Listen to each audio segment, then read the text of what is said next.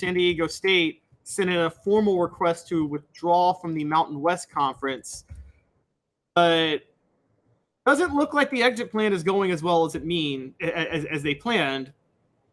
And it doesn't seem like there's an offer on the table yet for the Pac-12. So your speculation, do you think secretly San Diego State knows it's going to get in the Pac-12 when it leaves? I think that they are just playing to see what the Mountain West will do. Almost like a leverage situation. I guess they think they can get into the Pac. My guess would be they think they can get into the Pac-12. So they're going to tell the Mountain West they're leaving and see if the Mountain West will shell out some more money to keep them. And if they don't, then I guess San Diego State will just take their odds with fighting to get in the Pac-12. That would be my guess, since there's not a concrete deal, a concrete public deal. And usually, I mean, even if there was a deal, somebody would have leaked it to somebody.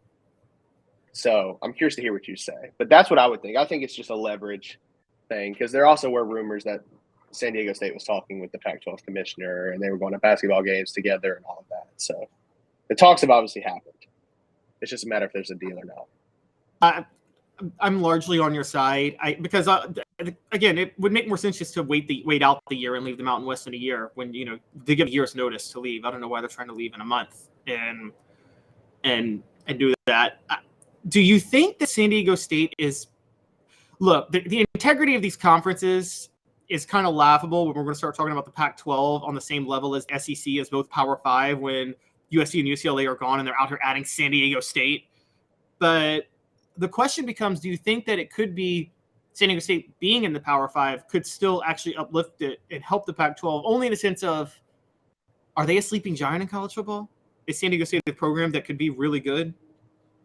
I don't think they could win a championship, but they haven't been bad. I mean, they've had 10-win seasons. I want to say 4 since 2015, 3 since 2015.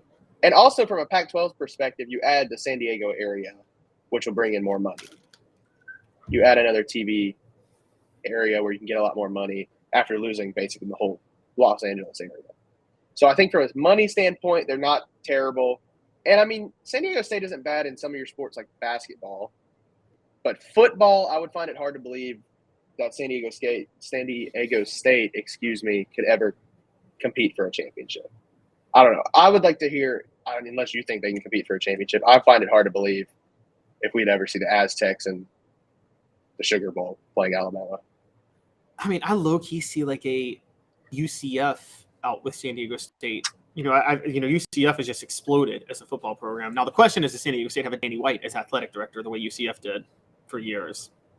But I see a lot of potential there. I also see a lot of potential with, we just talked about it, but with UNLV. I'm surprised that there's not more of an effort to get UNLV around. I mean, everything's moving to Vegas because of sports gambling. You would think UNLV would be a hotbed program that conferences would want. And you're getting – and every pro team wants to go there. I mean, the Athletics are fighting Major League Baseball to get to Las Vegas.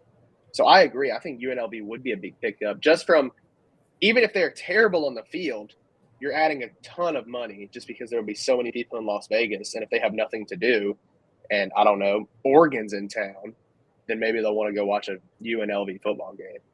It's just – I don't see how – like you said, I don't see how the Pac-12 can keep up anymore with the schools they're adding. I mean, they're not picking up Alabama. They're picking up San Diego State and UNLV. Like, those schools don't really rile up fan bases, I guess. Yeah, exactly. I will say this. If you were a Tennessee or LSU fan, you want the Pac-12 to fold. And here's why. Because you'd rather the Big 12 expand to the Pac-12 than expand east. Because if they expand east, that means the Big 12 is going to target Tulane, which gives LSU a little bit of recruiting competition. And they're going to target Memphis, which gives Tennessee recruiting competition. So you want the Big 12 to expand. You want the Pac-12 to collapse and the Big 12 to go after those Pac-12 schools, the Oregons, the Stanfords, Washingtons, whatever you name it. And so that we're going to have to see how this all plays out. But if San Diego State has a plan to get to the Pac-12 and the Pac-12 gets a TV deal, there's a very good chance that these schools all stay in the Pac-12, because I don't think the Big Ten finds it valuable anymore to expand to the Northwest, which I think that was. And I feel like you said, if you're the Big 12 or the Big 10, you probably would rather pick up Oregon and Stanford over Tulane and Memphis. Yeah. because those schools have consistently. I mean, Stanford's playing in the College World Series today, and Oregon has consistently been a football team that's near the top, if not at the top. And I mean, Oregon is a recognizable brand. So why would you not want if you're a conference, why would you not want Oregon over Memphis, who, yes, they're good at basketball and they're not bad at football, but it's just not that. When you say Oregon football, you think of Marcus Mariota. You think of competing for championships. You don't think of, I don't know, no offense to your hometown, but I can't think of a Memphis football player off the top of my head. No, you're right. Memphis was one of those sleeping giants in football that had a great chance to be a smaller level program, but they never invested in it because they had an athletic director who for 20 years was like, well, we're a basketball school. Well, yeah, but if you want to be a Division I football conference, you got to put money in football. That's the rule with football. But no, I totally agree. But you also really triggered me with Marcus Mariota. I was against the Titans drafting him, and I was proven right. And I'm still mad that we wasted the number 2 pick on him all those years ago when Chip Kelly offered us the entire farm for him. But it is what it is.